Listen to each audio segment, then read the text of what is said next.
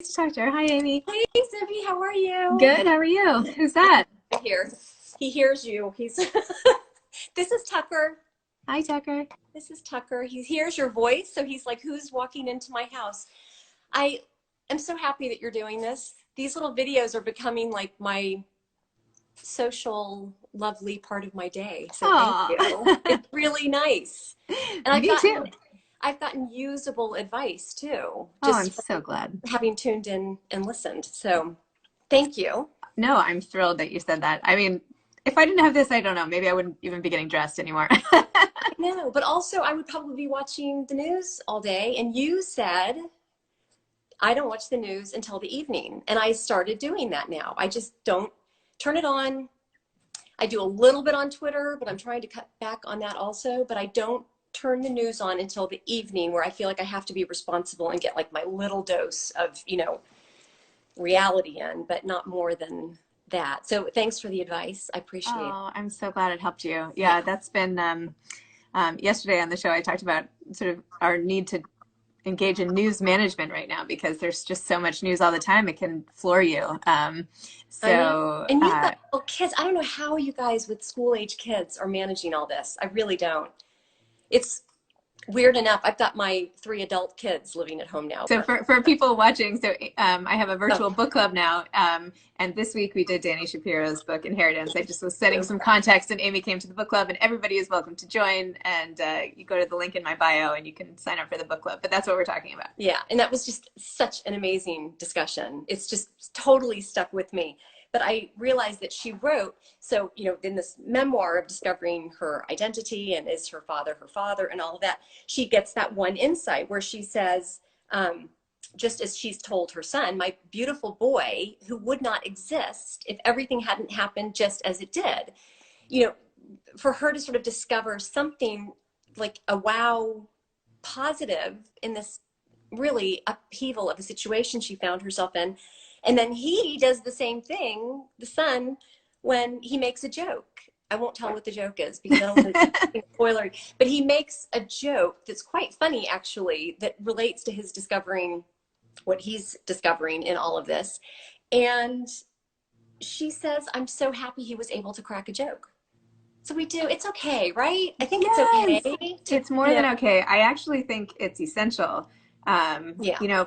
Part of maintaining our own immune systems, I've heard, is reducing stress, right? Right. And laughter is sort of the best remedy for stress management that you can find, right? It is for me. It is for me. I just, it just helps a lot. And having these 3 big boys in my house, they're not really boys, they're men.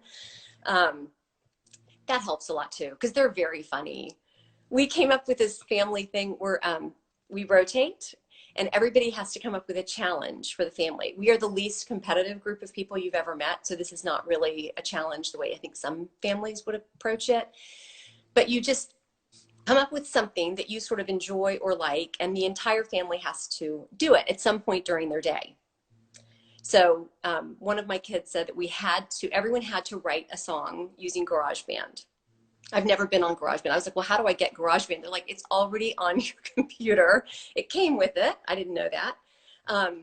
And so I figured out, it was just a fun little mental, I don't know anything about music. I don't know anything about GarageBand, but that was the challenge of the day. So, and the songs were so funny because mine was so bad. It was hilarious. And theirs were so good and clever and funny so we got a good laugh out. That's awesome. I love that. It's been good.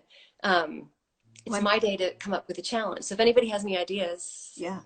I think I'm just keeping it simple, like 30 minutes of just quiet reading, turn your phone off, turn everything off and just read. But I don't know. I thought maybe that was too sort of not fun enough. I like that idea.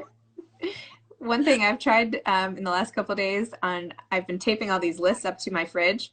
Yeah. And for each of my 4 kids, I'm putting like how many times they cry, how many times they tantrum, how many times they don't listen, and there's something else. How many times they hit somebody else or kick somebody else.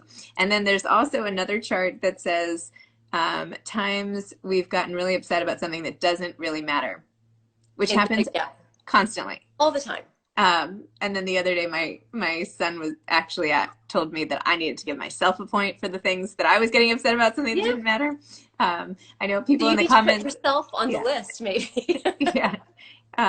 People in the comments keep asking. So I have 4 different interviews this slot. Some people are asking about Laura Prepon, and she's coming on at Yeah. 11:35. So for the people who are asking me, Yeah. I'm not ignoring the comments. You have 2 Lauras, right? I do Laura Munson Yeah. and Laura Prepon Yeah. and you and Jessica Rotundi. I mean, this is so exciting for me. Dude, I Laura mean, Munson's so lovely. She reached out to me yesterday and said, "We're both doing Zibby tomorrow." And we ended oh, up like texting back and forth like forever.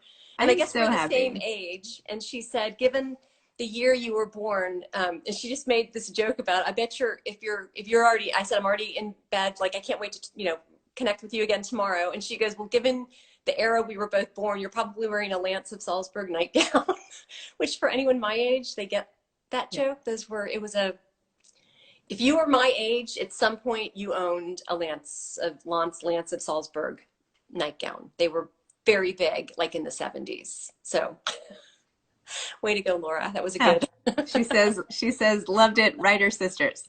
Oh, that's great. Exactly. Yeah. Well, that makes me happy. I love like connecting people in any way, and I'm so glad that the two of you have connected. Yes. That's just super Yes. awesome. So give Brilliant. a quick pitch about musical chairs, which I have. Hold on.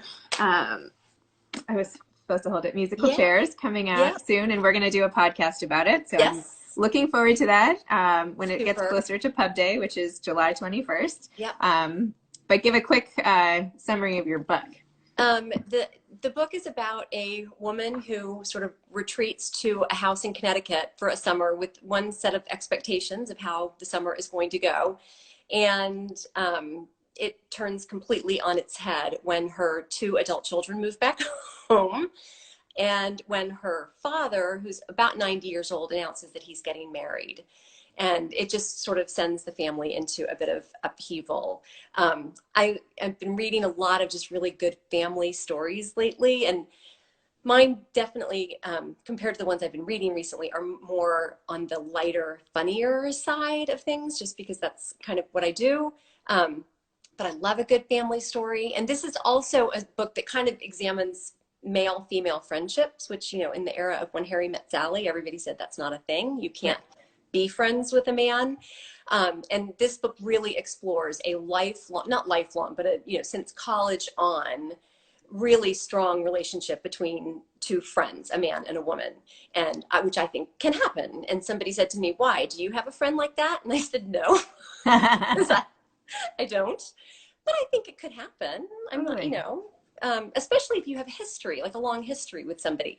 And one friend of mine said, when I was in the midst of writing this, and I won't give away the answer to this, I guess, but she said, oh, please don't have them just get together in the end. Because she said, I don't believe that you can have 2 people who know each other that well and who are that connected. Like if they were going to get together, they would have gotten, it's not, she didn't really believe in this idea of the person you wanted was in front of you all the time. She said, I think that's just too either cliche, but also unrealistic, like 2 at the same time. Well, we are all going to read Musical Chairs and find out what happens. It looks so good, and I'm really excited.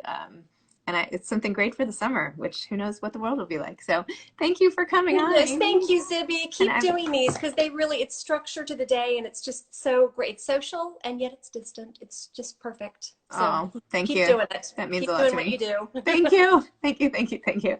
Bye, Amy. Bye.